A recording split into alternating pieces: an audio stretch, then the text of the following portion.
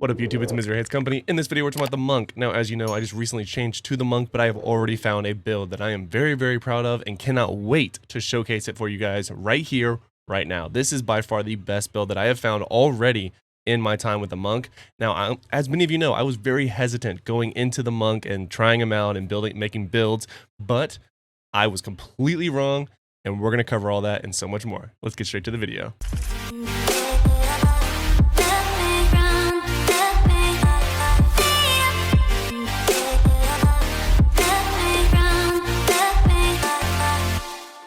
Alright, so first things first, like I said, I was not incredibly excited about the Monk when I switched over to him. I felt like this was a necessary evil for a class that I had to do for the content creation so I could post a video about the best build, but I have thoroughly, and I mean thoroughly, enjoyed my time on the Monk. Now, the legendaries that we're going to be using for this build are as well, we'll get to that in a second, actually. I want to talk about the set. So the most obvious set you're going to want to use is going to be the Vithus, which I'm currently not running because I am still pushing up my combat rating, combat power the best I can. I just got over 8K, very much still doing the grind, which let me know in the comments below. I've had several conversations with several of you already on my different videos. I feel like I gained a ton of combat rating and then just plateaued, and now it's like impossible. I've gotten several legendaries, none of them are upgrades.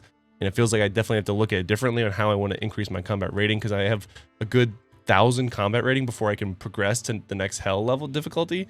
So I'm in this odd in-between state where it feels like I'm not getting genuine upgrades, but that's a conversation for a different time. But so the set bonus that I would recommend is definitely Vithus. Even with the nerf, it's a phenomenal choice for this build. It's going to increase the duration of your buffs. The other one I would recommend is actually the one that I am running, which is the wind trods. Is that what they're called? I don't know. Where's it at? Yeah, war rags. There you go, war rags. And that's because it does increase the primary attack damage, increased by 15%. And then if you can get the 4 set, your primary attacks. Actually, I won't even go into the 4 set because you definitely with the 4 set of Vithus, and then I would recommend the 2 set of war rags. You can really do a lot of different combinations for the sets, but the Vithus is definitely the one you want to prioritize. I would at least get to the 4 set, like I've said previously, and then the 2 set you can get with whatever you have available. There's a lot of different options there, but the war rags is one that I personally enjoy, and we'll get into why here in a little bit. So for the legendaries, legendary gems, obviously I don't go over these in my videos because you're going to use whatever you have. I don't think anyone has the luxury of watching this video and being like, oh wow, he's using these legendary gems, bet I'm gonna change all of my legendary gems because of the build that you said. That's probably not going to happen.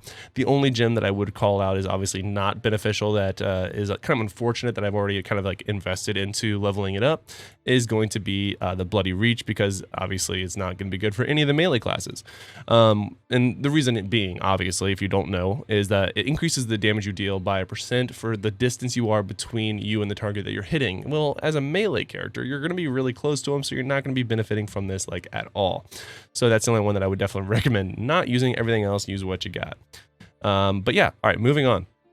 So we'll start at the head. So the head is going to be Empathy's Blessing, Blessed Sanctuary. So what it does is Inner Sanctuary is now Blessed Sanctuary, increasing all damage done by you and your allies within the circle. That is a very key part of this build. The chest, and this is where it gets a little different from some of the different builds I've already seen on YouTube already. It's going to be the Pacific Pledge. Taking damage during Shield of Zen has a chance to trigger a counterattack, dealing 2,326 damage to all nearby enemies. You're going to be getting attacked a lot, and this is going to help tremendously in PvE, which is the real focus of this build, is for PvE. The shoulders, we are going to be rocking our Mantle of the Crane. This is pretty consistent across. I feel like I've seen a lot of different monks run this, but this is a very good one as well.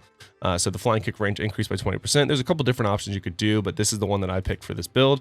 The pants, we're running Companion's Melody, Mythic Allies duration by 30%. And then the main hand, we are running the Fires of Peace. So Shield of Zen doesn't shield you anymore, but periodically deals damage to nearby enemies. Again, so we're basically not benefiting from the shield from the Shield of Zen, but instead we're just doing continual damage when we have it active. Last but not least, in the offhand, we're running Receptits Psi.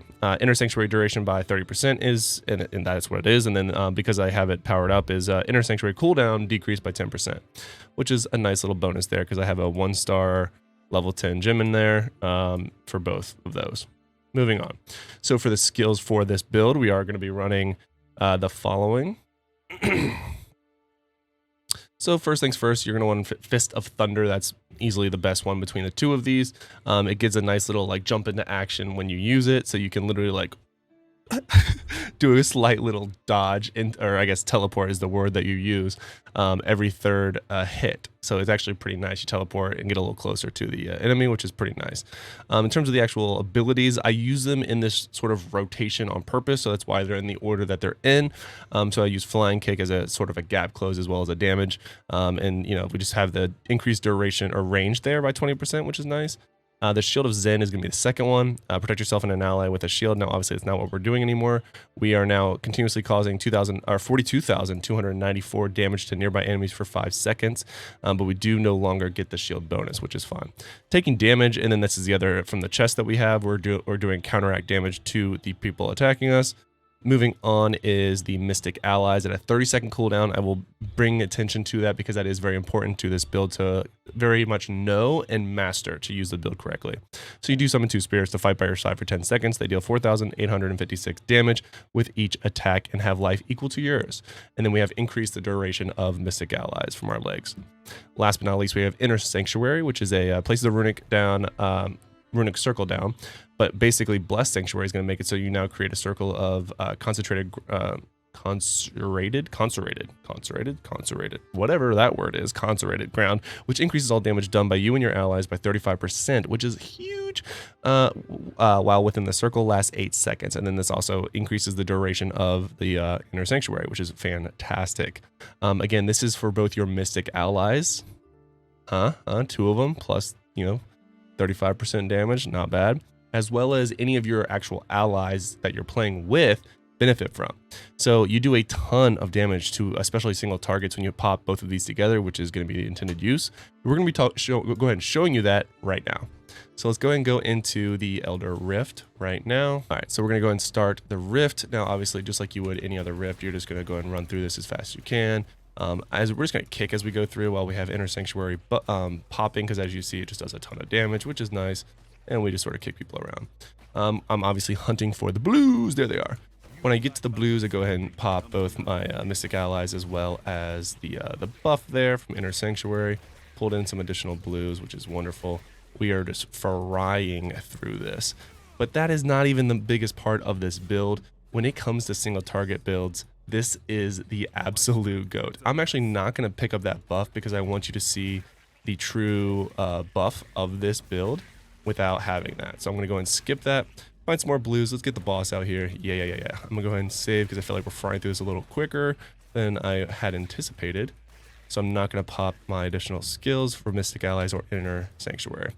All right, these last 2 blues right here should do it. I'll go ahead and get this one, though. All right. Finish these guys off, and then boom, boom, boom. Here comes the boss. I want you to watch. This is without the 4-set Vithus, by the way. All right, ready?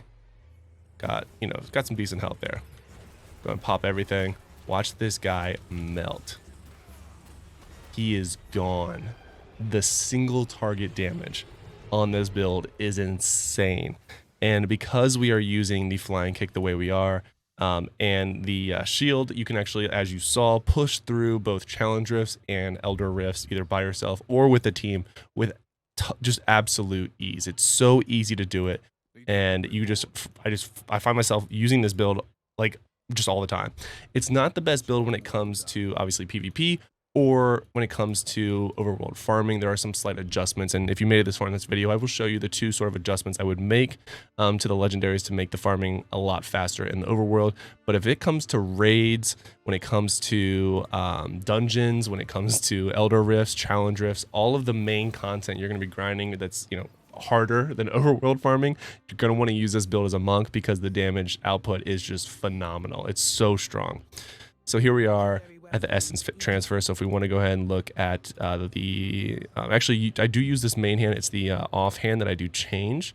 I change it to the reaching rebuke, which is exploding palm now launches you at a location and strikes the area with a giant palm as you land, damaging all nearby enemies, but its cooldown is increased. You actually get a couple cooldowns already, so you can use this twice. And this is perfect for jumping from like sort of area to area when you're farming, as well as I do change my chest up here to, where is it? the multicolor one. I always remember because it's green and red like Christmas, which we just got done celebrating. Hopefully your Christmas was very merry. But Enlightenment's Blessing. During Shield of Zen, your movement speed is increased by 25% and you move unhinged through enemies. So in dungeons or overworld farming, because I do sort of, use this one in Elder Rifts because like you are running through people a lot. This one is really, really nice because you very much notice the increased speed from it.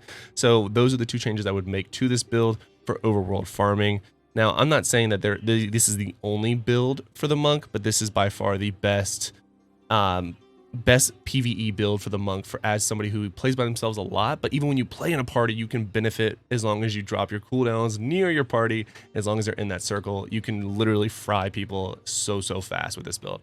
Let me know what you think in the comments below, and I'm actually going to go ahead and transition to my next class right after I do my raids tonight, because I'm very much enjoying grinding this game so heavily, getting all the legendaries, finding these really awesome builds and sharing with you guys. So instead of doing like the one a month I had planned on doing, I'm going to have content coming to you way quicker with all these different builds, and wait till you see who I pick to use next. Until next time, guys, lock it in.